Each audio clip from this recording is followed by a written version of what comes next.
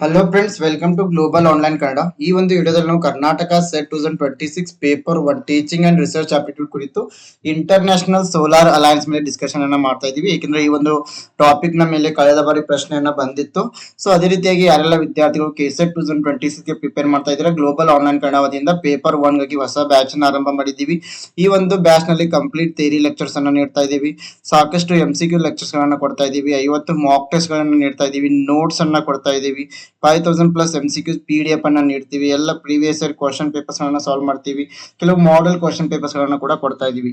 ಈ ಒಂದು complete course English ಮತ್ತೆ ಕನ್ನಡ ಎರಡೂ ಲ್ಯಾಂಗ್ವೇಜ್ ನಲ್ಲಿ ನಿಮಗೆ ದೊರೀತಾ ಇದೆ. ಸೊ ನೀವು ಜಾಯ್ನ್ ಆಗಲು ಗ್ಲೋಬಲ್ ಆನ್ಲೈನ್ ಆಪ್ ಅನ್ನ ಪ್ಲೇ ಸ್ಟೋರ್ ಡೌನ್ಲೋಡ್ ಮಾಡಿಕೊಂಡು ರಿಜಿಸ್ಟರ್ ಮಾಡಿ. ಇಲ್ಲಿ ಸ್ಟೋರ್ ಅಂತ ಇರುತ್ತೆ, ಸ್ಟೋರ್ ನಲ್ಲಿ ಕೆಸೆಟ್ ಪೇಪರ್ 1 ಅಂತ ಸರ್ಚ್ ಮಾಡಿದ್ರೆ ಈ ಒಂದು ಕಂಪ್ಲೀಟ್ ಕೋರ್ಸ್ ನಿಮಗೆ ಅವೈಲೇಬಲ್ ಆಗ್ತಾ ಇದೆ. ಸೊ ಅದೇ ರೀತಿಯಾಗಿ ಪೇಪರ್ 2 ಗಾಗಿ ಈ ಕೆಳಗೆ ಕೊಟ್ಟಿರುವ ಎಲ್ಲಾ ವಿಷಯಗಳ ಮೇಲೆ ನೋಟ್ಸ್ ಅಂಡ್ MCQ ಸೆಟ್ ಅನ್ನ ಕೂಡ ಕೊಡ್ತಾ ಇದೀವಿ.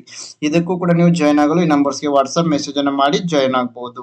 ಸೊ ಹಾಗಾದ್ರೆ ಕಳೆದ ಬಾರಿ ಬಂದ ಪ್ರಶ್ನೆಯನ್ನ ನೋಡೋಣ. Consider the following statements related to international solar alliance. So option A is ISA is a global intergovernmental organization dedicated to advancing solar power adoption for carbon neutral future. B is it is a collaborative initiative between India and Germany. C is the headquarter of ISA is in Bonn, Germany.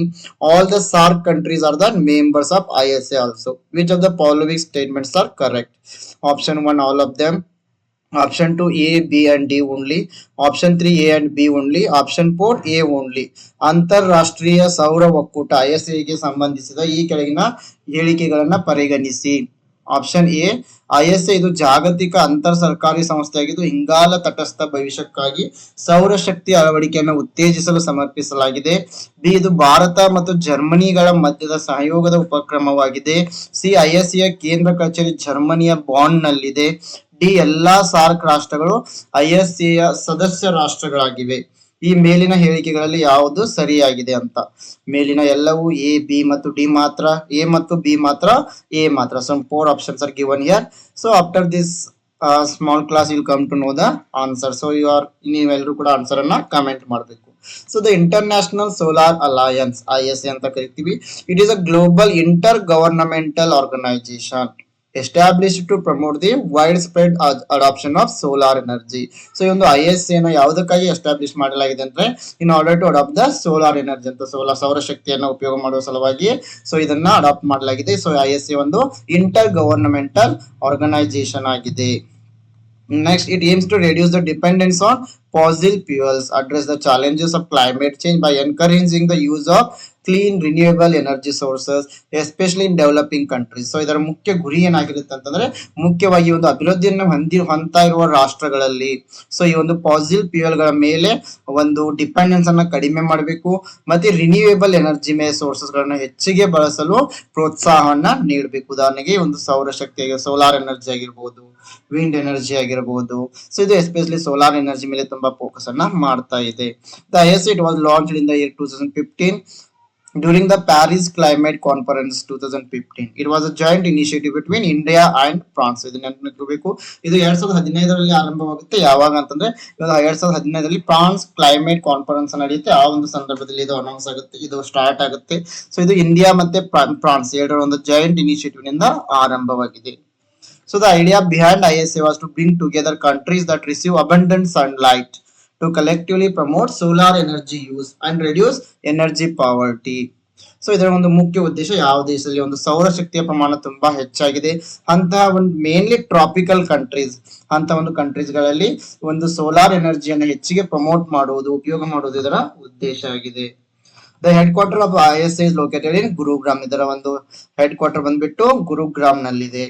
So founders are India and France. Just now you have discussed in the previous slide. Promote solar energy globally. So globally ಒಂದು ಸೌರಶಕ್ತಿಯನ್ನ solar ಎನರ್ಜಿಯನ್ನ ಎಲ್ಲಾ ಜಗತ್ತಿನ ಎಲ್ಲಾ ಕಡೆಯೂ ಕೂಡ ಒಂದು promote ಮಾಡುವುದು ಇದರ ಒಂದು ಉದ್ದೇಶವಾಗಿದೆ. ISA membership is open to all the countries that are members of the United Nations. So United Nations member country ಎಲ್ಲರಿಗೂ ಕೂಡ ಈ ಒಂದು ISA ನಲ್ಲಿ ಮೆಂಬರ್ಶಿಪ್ ಅನ್ನ ಪಡೆದುಕೊಳ್ಳಬಹುದು. So currently there are more than 100 countries are there. Structure ಗೆ ಬಂದಾಗ ISA has the following organizational structure. First one is assembly, second one is secretariat, and the last one is director general. Assembly the supreme decision making body consisting of all member countries. So ಅಸೆಂಬ್ಲಿನಲ್ಲಿ ಎಲ್ಲಾ member ಕಂಟ್ರೀಸ್ಗಳು ಕೂಡ ಇರ್ತವೆ. So ಇದೊಂದು main decision making body ಆಗಿದೆ. Secretariat responsible for implementation of ISA programmes. So ಇಲ್ಲಿ ಏನು ಅಸೆಂಬ್ಲಿಯಲ್ಲಿ ಏನ್ decisions ಅನ್ನ ತೆಗೆದುಕೊಳ್ತಾರೆ ಅದೆಲ್ಲ ಇಂಪ್ಲಿಮೆಂಟ್ ಮಾಡುವ ಒಂದು ಅಧಿಕಾರ ಸೆಕ್ರೆಟೇರಿಯಟ್ ರೆಸ್ಪಾನ್ಸಿಬಲ್ ಆಗಿರ್ತಾರೆ. Director general head of the ISA ಸೆಕ್ರೆಟೇರಿಯಟ್. ಇದು ಒಂದು ISA ಈ ಒಂದು ಸೆಕ್ರೆಟೇರಿಯಟ್ಗೆ ಹೆಡ್ ಆಗಿರ್ತಾರೆ ಡೈರೆಕ್ಟರ್ ಜನರಲ್. ಸೊ ಇದನ್ನ ಒಂದ್ ಸ್ವಲ್ಪ ಸೀಕ್ವೆನ್ಸ್ ನಲ್ಲಿ ನೆನಪಿಟ್ಕೊಳ್ಬೇಕು. Key programs ಬಂದಾಗ ISA undertakes several programs such as solar application for agriculture, such as solar pumps, solar mini grids for rural electrification, affordable solar financing schemes, rooftop solar projects. So solar ಎನರ್ಜಿಗೆ ಸಂಬಂಧಪಟ್ಟಂತೆ almost ಎಲ್ಲ project ಗಳನ್ನ ಇದು ಈ ISA ದವರು ತೆಗೆದುಕೊಳ್ತಾರೆ. Next the main objectives ಬಂದಾಗ promotion of solar ಎನರ್ಜಿಯನ್ನ large scale adoption ಮಾಡುವುದು, ಅಂದ್ರೆ ಹೆಚ್ಚಿನ ಸಂಖ್ಯೆಯಲ್ಲಿ ಬಳಸುವಂತೆ ನೋಡ್ಕೊಳ್ಳೋದು. Energy access, then climate action, reducing the greenhouse gas emission. ಇದನ್ನು ಕೂಡ ನೆನಪಿಟ್ಕೊಳ್ಬೇಕು. Reducing the greenhouse gas emission and also reducing the global warming. Capacity building, train and support member countries in solar technology. Then financial mobilization, attracting investment and funding for solar energy project. These are the objective ಉದ್ದೇಶಗಳು. Solar ಎನರ್ಜಿಯನ್ನ promote ಮಾಡುವುದು, so ಎಲ್ಲರಿಗೂ ಕೂಡ solar energy ದೊರೆಯುವಂತೆ ಮಾಡುವುದು, so ಈ ಒಂದು green house gases emission ಅನ್ನ ಕಡಿಮೆ ಮಾಡುವುದು, ಗ್ಲೋಬಲ್ ವಾರ್ಮಿಂಗ್ ಕಡಿಮೆ ಆಗುವಂತೆ ನೋಡ್ಕೊಳ್ಳೋದು, ಕೆಪಾಸಿಟಿಯನ್ನ ಬಿಲ್ಡ್ ಮಾಡುವುದು ಅಂದ್ರೆ ಸೋಲಾರ್ ಟೆಕ್ನಾಲಜಿಯನ್ನ ಡೆವಲಪ್ಮೆಂಟ್ ಮಾಡುವುದು, ಇದಕ್ಕೆ ಬೇಕಾದ ಫೈನಾನ್ಷಿಯಲ್ ಮೊಬಿಲೈಸೇಷನ್ ಅಂದ್ರೆ ಇನ್ವೆಸ್ಟ್ಮೆಂಟ್ ಅನ್ನ ಅಟ್ರಾಕ್ಟ್ ಮಾಡುವುದು.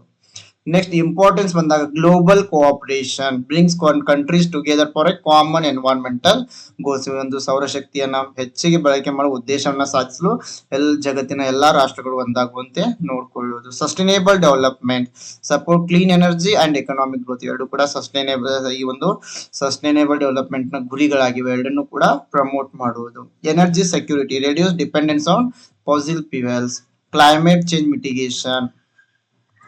Okay, now the question you need to comment the answer in the comment box. So initially I told you the question, so now ಎಲ್ಲರೂ ಕೂಡ ಈ ಒಂದು ಸರಿಯಾದ ಉತ್ತರವನ್ನ ಕಮೆಂಟ್ ಮಾಡ್ಬೇಕಂತ ಹೇಳ್ತೀನಿ.